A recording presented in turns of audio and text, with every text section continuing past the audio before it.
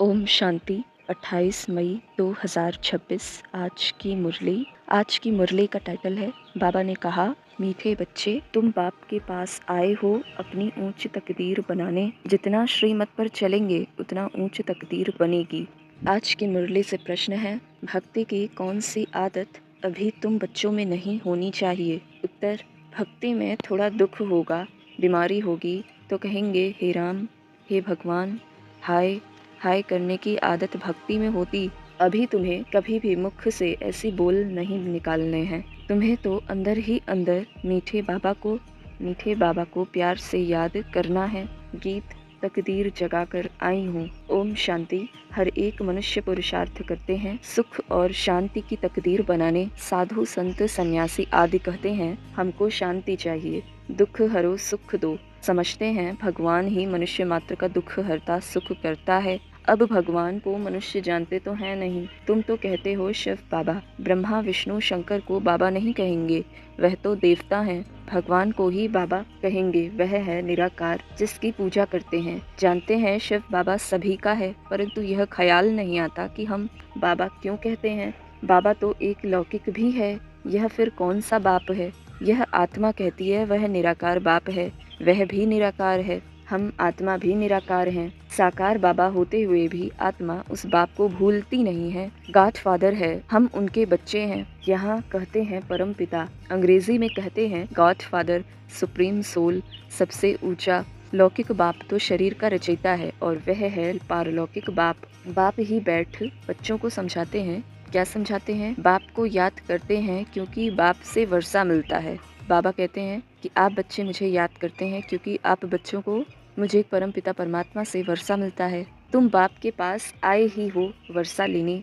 दुख हरता सुख करता बाप ही आकर सुख का रास्ता बताते हैं, फिर वहाँ दुख का नाम निशान नहीं रहता। पतितों को पावन बनाना यह तो बाप का ही काम है। बाकी वह पानी की नदी तो सब जगह है। बादलों से पानी बरसता है, सबको मिलता है। अगर पानी की नदी पावन बनाए फिर तो सबको पावन कर दे।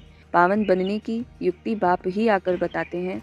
इन द्वारा यानी ब्रह्मा तन द्वारा इनकी अपनी आत्मा है। बाप कहते हैं, मुझे अपना शरीर नहीं है, कल्प कल्प इसमें ही आता हूँ तुमको समझाने। तुम अपने जन्मों को नहीं जानते हो। कल्प की आयु लाखों वर्ष कह देते हैं। बाप कहते हैं, यह 84 जन्मों का चक्र है। 5000 वर्ष में 84 लाख जन्म कोई ले न सके। तो बाप समझाते हैं, स्वर्ग में तुम 16 कला संपूर्ण थे, फिर 2 कला कम हुई, फिर धीरे धीरे कला कम होती जाती है। नई दुनिया से फिर पुरानी होती है। द्वापर कलयुग को पतित दुनिया कहा जाता है। यह बातें कोई शास्त्रों में नहीं है। मुझे ही ज्ञान का सागर कहते हैं। मैं कोई शास्त्र पढ़ता हूँ क्या? मैं इस सृष्टि के आदि मध्य अंत को जानता हूँ। भक्ति मार्ग वालों को यह ज्ञान हो नहीं सकता। वह सब है भक्ति का ज्ञान, वह सब है भक्ति का ज्ञान। गाते भी हैं, हम पापी नीच हैं, हमारे में कोई गुण नाही, आपे ही तरस परोई। इनके ऊपर तरस किया गया है, तब मनुष्य से देवता बने हैं। इनको कहा जाता है ऊंचते ऊंच तकदीर। स्कूल में तकदीर बनाने जाते हैं, कोई जज कोई इंजीनियर बनते हैं, वह है विकारी तकदीर। यह तुम्हारी बनती है ईश्वर द्वारा तकदीर, इसलिए बुलाते हैं दुख हरता सुख करता। देवता बनाने के लिए सिवाय बाप के कोई पढ़ा न सके। बाप कहते हैं, यह तुम्हारा अंतिम जन्म है, अभी वर्षा लिया सो लिया, फिर कभी पा नहीं सकेंगे। बाप ने समझाया है, यह जो अपने को हिंदू कहलाते हैं वह असल देवी देवता धर्म वाले हैं। क्रिश्चियन धर्म वाले कभी नाम नहीं बदलते हैं। फल तमो प्रधान है तो भी क्रिश्चियन धर्म में ही है।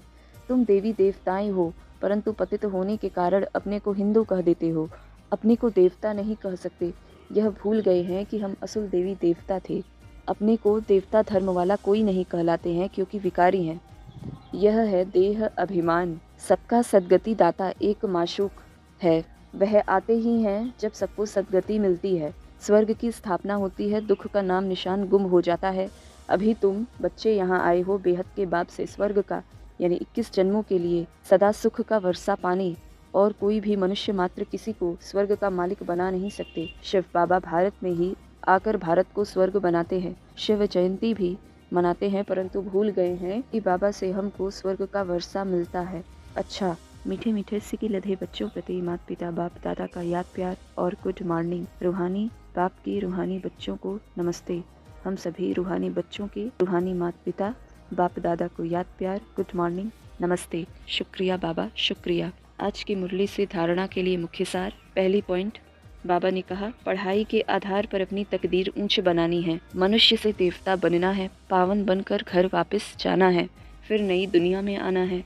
दूसरी पॉइंट, हाथों से काम करते एक बाप की याद में रहना है, कोई भी उल्टी बात नहीं सुननी है, न सुनानी है। आज की मुरली से वरदान है, सदा अपने पवित्र स्वरूप में स्थित रह, गुण रूपी मोती चुगने वाले होली हंस भव। आप होली हंसों का स्वरूप है, पवित्र और कर्तव्य है सदैव गुणों रूपी मोती चुगना। अवगुण रूपी कंकड़ कभी भी बुद्धि में स्वीकार न हो, लेकिन इस कर्तव्य को पालन करने के लिए सदैव एक आज्ञा याद रहे कि न बुरा सोचना है, न बुरा सुनना है, न बुरा देखना है, न बुरा बोलना है। जो इस आज्ञा को सदा स्मृति में रखते हैं वह सदा सागर के किनारे पर रहते हैं। हंसों का ठिकाना है ही सागर। आज की मुरली से स्लोगन है, चलते फिरते फरिश्ता स्वरूप में रहना, यही ब्रह्मा बाप की दिल पसंद गिफ्ट है। चलते फिरते फरिश्ता रूप में रहना, यही ब्रह्मा बाप की दिल पसंद गिफ्ट है। अव्यक्त इशारे, सदा अचल अडोल एक रस स्थिति का अनुभव करो। सदा अचल अडोल रहने के लिए स्व उन्नति और स्व की उन्नति में सदा बिजी रहो। सर्व के प्रति शुभ भावना रखो। संबंध के आधार पर पार्ट नहीं, सेवा के संबंध से पार्ट बजाओ। दूसरा विनाशी संसाधनों को सहारा व आधार नहीं बनाओ, यह सब निमित्त मात्र हैं, सेवा के प्रति हैं। सेवा अर्थ कार्य में लगाया और न्यारे साधनों की आकर्षण में मन आकर्षित नहीं होना चाहिए। अच्छा